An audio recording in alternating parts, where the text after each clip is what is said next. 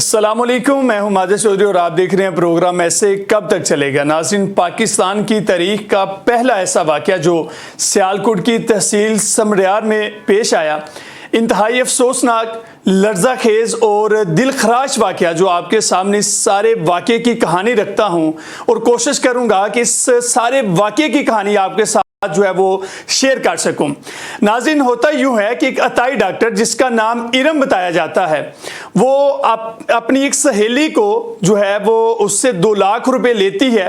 एक बच्चा जो है उसने उसके गोद में देना था, चाहे वो बच्चा मुर्दा हो या जिंदा। उसके जो घर है उसके ऊपर वो खुद रह रही होती है और उसके नीचे एक अपार्टमेंट के अंदर एक मजदूर की बेगम और उसकी एक छोटी सी बच्ची जो है वो रहाइश पजीर होती है। वो जो औरत है वो हामला होती है और इस तरह की सूरत में औरतें जो हैं, अगर वो गरीब घराने से ताल्लुक रखती हों और उनको इस तरह की सहूलत मिल जाए तो वो अपने लिए एक नेमत तस्वर करती हैं। वो उस अताई डॉक्टर के साथ मशावरत के लिए जाती है और वो अताई डॉक्टर जो है उस औरत को अपनी बातों में ले आती है और उसके साथ एक उसकी दोस्ती हो जाती है। वो औरत जब अपने दोस्त को कॉल करती है कि उसके पास एक जो है इस तरह से औरत है और वो हामला है, मैं तुम्हें उसका बच्चा दे सकती हूँ, वो औरत जो है उसे कहती है कि मैं तुझे 2 लाख रुपया दूंगी अगर तुम जो है मुझे वो बच्चा जो है वो जिंदा या मुर्दा अगर दे दो। अब वो करती क्या है कि वो जो उसकी हमसाई है जो नीचे अपार्टमेंट के अंदर रह रही है उसको ऊपर बुलवाती है, उसे एक जूस का जो है वो गिलास पेश करती है और उसके अंदर जो है 81 की गोलियां डाली होती हैं। वो औरत जो है जब वो जूस पीती है तो अभी 4 से 5 मिनट गुजरते हैं कि वो लड़की जो बच्चे की तलाश में है उसकी माँ उसके साथ होती है और वो उस लड़की की माँ जो है उस हामला औरत के ऊपर कूद पड़ती है और उसको नीचे गिराकर उसकी गर्दन के ऊपर छुरी चला देती है और उसकी गर्दन जो है वो जो लड़की है वो तड़पना शुरू हो जाती है, वो औरत तड़पना शुरू हो जाती है और फिर वो उस जो अताई डॉक्टर है उससे ये वो कहती है ये बच्चा मुझे जिंदा या मुर्दा चाहिए, अब तुम्हें करना है जो भी करना है। वो अताई डॉक्टर क्या करती है, एक ब्लेड लेती है और उस औरत का पेट चाक कर देती है और आंतों समेत उस बच्चे को बाहर निकालती है और उसे नहीं पता कि किस आंत को काटना है, किस आंत को काटने के बाद जो बच्चा है वो सही सलामत जिंदा बच जाएगा।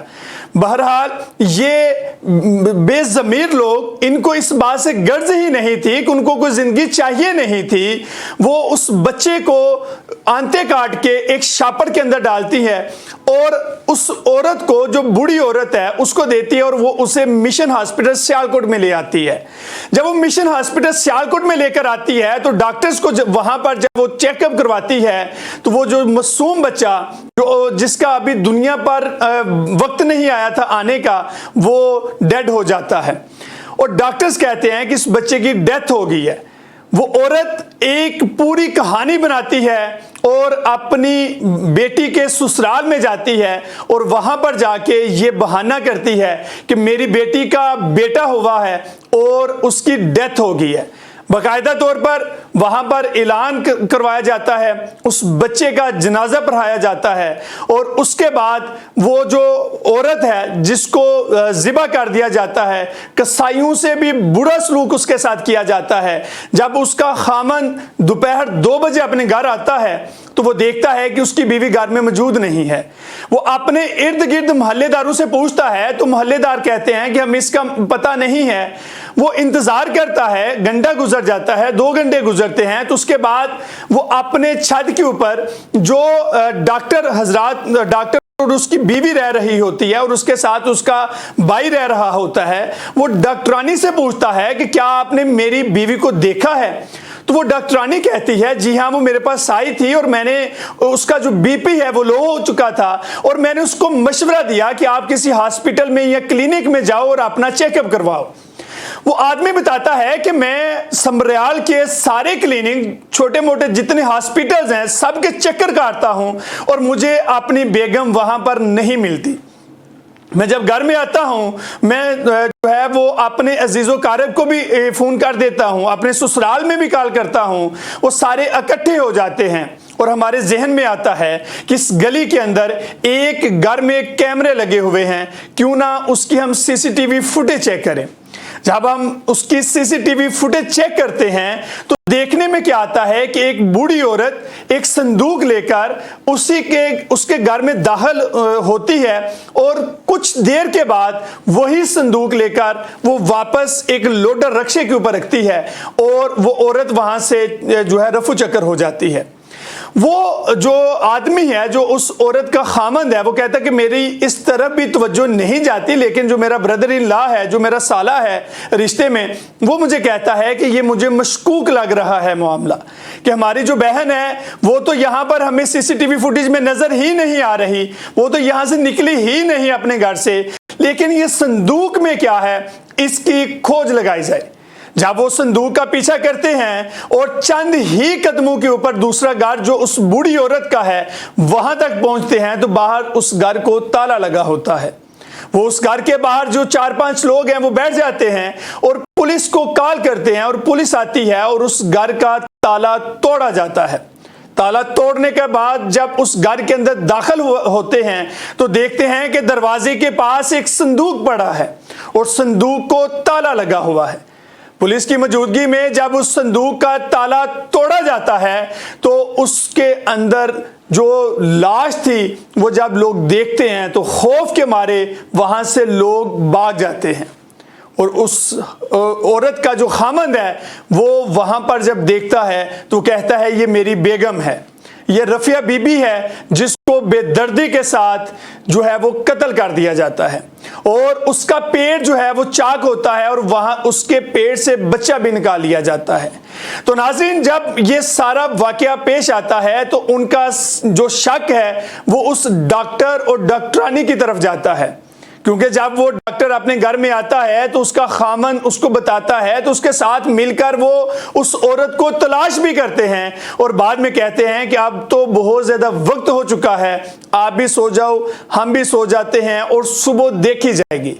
वो जब उस डॉक्टर और डॉक्टरानी की तरफ उनका शक जाता है तो पुलिस उनको मौके पर गिरफ्तार कर लेती है।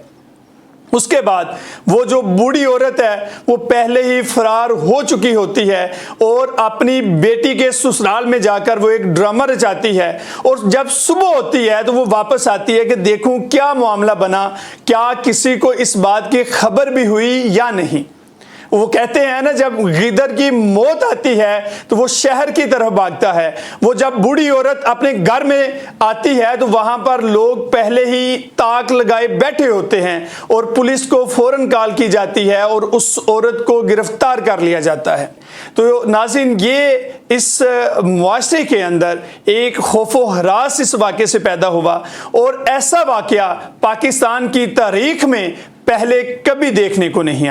हमारे कानून Sajjad Hussain Baig advocate high court मौजूद हैं और उनसे पूछेंगे कि उनकी कानूनी राय इस केस के बारे में क्या है। अस्सलाम वालेकुम सर, कैसे हैं आप? ठीक ठाक हैं जी? वालेकुम अस्सलाम माजिद, कैसे हैं आप? जी अल्हम्दुलिल्लाह sir, thank you very much, आपने आज के सेशन के लिए वक्त निकाला। सर ये बताइएगा कि ये जो दिल खराश वाकया समड़ियाल में जो है वो पेश आया, इसमें कानूनी तौर पर इन दरिंदा सिफ्त औरतों को क्या सजा जो है वो सुनाई जा सकती है?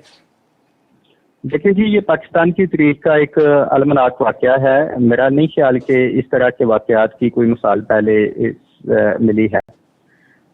अकदामी कत्ल की जो दफात हैं उसके तहत इनको सजाए मौत जो है वो दी जाएगी और इंशाल्लाह फेयर ट्रायल होगा और ज़रूर इनको जो है वो जो हमारा अदालती निज़ाम है वो एक कह लें कि इबरत का निशान बनाएगा। जी जी। बेसिकली ये कत्ले अम्द है। ठीक है। कत्ले अम्द वो होता है जिसमें इरादतन किसी को कत्ल किया जाता है। ठीक है। और उसकी जो दफात हैं वो 302 सेक्शन जो तज़ीरात पाकिस्तान है, पाकिस्तान पिनल कोड, उसके तहत जो है वो लगाई जाती हैं। ठीक है। एक तो 302 की जो दफात हैं वो होंगी इनके ऊपर, और सेकेंडली ये है, देखना ये है कि इसका जो मजमून है वो क्या है। उसके मुताबिक 80A की दफात भी इस पे लगती हैं, जैसे कि 780A यानी एंटी टेररिज्म एक्ट 1997 की जो दफा 7 है उसके तहत भी इसमें जो है वो सजा इसको होगी। ठीक है। इन दोनों ने एक तो उस मासूम खातून को जो कि हामला थी उनको कत्ल किया, ठीक है। और बॉक्स में डाल के उसका जो सर है वो उतारा, और अपने इस कत्ल को छुपाने के लिए उन्होंने जो एक प्लानिंग की, उसके मुताबिक मुआशरे में भी एक खौफ व हरास की जो सजा है वो कायम हुई है। बिल्कुल ऐसे। तो चूंकि मुआशरा भी इससे मुतासर हुआ, जब हमें पता चला, यकीन जाने हमें भी इंतहाई दुख हुआ। बेशक। तो जब वाइड स्प्रेड सतह पे मुआशरा मुतासर होता है किसी भी ऐसे इंडिविजुअल के एक्ट पे, तो उस पे एंटी टेररिज्म एक्ट 1997 की दफात भी जो है वो इम्पोज होती हैं। ठीक हो गया। तो ऐसे हालात में इसको दोहरे कत्ल की जो सजा है वो दी जाएगी। जिस तरह से बेदर्दी के साथ और सफाकी के साथ उस मासूम औरत को और उस मासूम बच्चे को जो अभी दुनिया में भी नहीं आया था कत्ल किया गया है, मेरी हकामे बाला से ये गुजारिश है कि इन औरतों को इबरतनाक सजा सुनाई जाए। मौत से भी सजा, मौत की सजा से भी अगर आगे कोई सजा है तो वो इनको सजा दी जाए, ताकि मुआशरे के अंदर ऐसे दरिंदों का सफाया हो सके और इन दरिंदों की वजह से जो मुआशरे के अंदर खौफो हरास पैदा हुआ है वो कम हो सके। अगले प्रोग्राम तक अपने मेजबान माजिद चौधरी को दीजिए इजाजत। अल्लाह हाफिज।